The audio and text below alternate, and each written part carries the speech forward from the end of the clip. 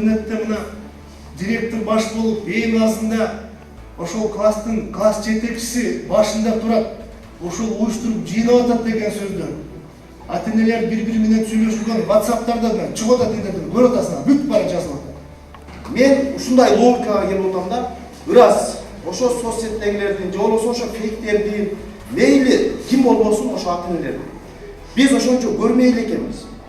Эч нерсебиз жетпейт экен. Анда неге бизге балдарын берип, алар келечекти тапшырып атат? Вот мен ойлондурган ушул нерсе болуп атат да. Эгерде бул ситуация болгондо ким жазат эле? Ата-эне эмнеге жазып атат аны? Ата-эне силерге ишенип берип атат балаңа. Ошол балам силерге барып, тарбия алып, окуп, чоңоюп, ошол жерде бир жакшы бир адам болуп чыгат. Ана силерге баргандан жанагы статусу жазат да ата-энеси. Мына акыркы убакта интернетте информатика китеби боюнча чын болуп кетти. Сиздин интервьюңузду көрдүм. Теги Нурсултан деген жигиттин интервьюсун көрдүм. Гагарин мектептин интервьюсу чыгып атат.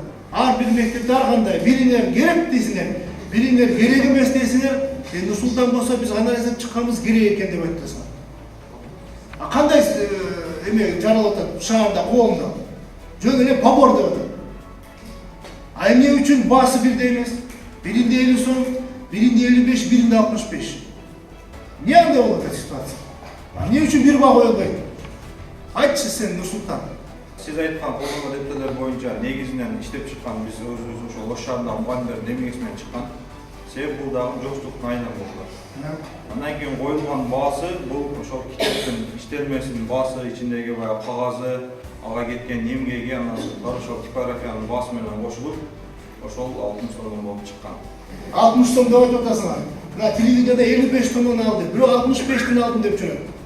А бул жагынан да ким барганда кошот атат? Сиз 60 сом деп атасыз. Мына Макаренко мектептин окуучуларына айтып атат, алар 55тен алды деп атат, чынбы? Башка Гагарин бир мектепте 65тен алды деп атат. А эгерде ушундай болуп калса, эмне аны контроль кылбайсыңар? Комиссия түзүп ушул боюнча. Независимый директорлордон кошкула. Теги профсоюздан кошкула. Бир иликтеп чыккыла. Көрөсүң аны, кимдики туура эмес экен. Информатика боюнча мугалимдерден кошкула. Көрсүн ошону. Эгерде кимдеги күнөөлүү болуп, кимдеги өз кызыкчылыгын, өз билимдиги менен жасаган болсо, анда тиешелүү чара колдонобуз. Бардыгы жооп берет.